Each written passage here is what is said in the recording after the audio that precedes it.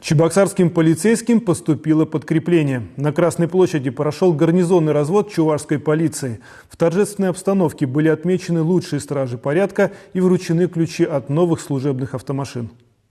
В гарнизонном разводе принимают участие основные наружные подразделения полиции, сотрудники патрульно-постовой службы, госавтоинспекции, все те, кто в первую очередь приходят на помощь гражданам и обеспечивают охрану общественного порядка. Перед нарядом традиционный инструктаж. До полицейских доводятся последние ориентировки, информация о совершенных преступлениях. Особо отличившимся по службе министр внутренних дел республики Сергей Няскин вручает благодарности, грамоты и очередные звания.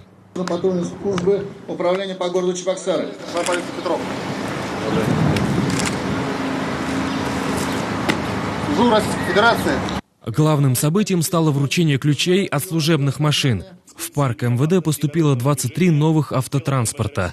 Среди них 2 передвижных пункта полиции, внедорожники УАЗ, транспорт для перевозки спецконтингента, а также автомобили для подразделений ГИБДД.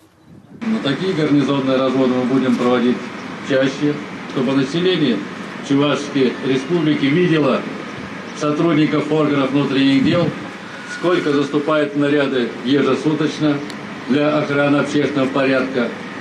Этим самым мы поднимаем престиж республики.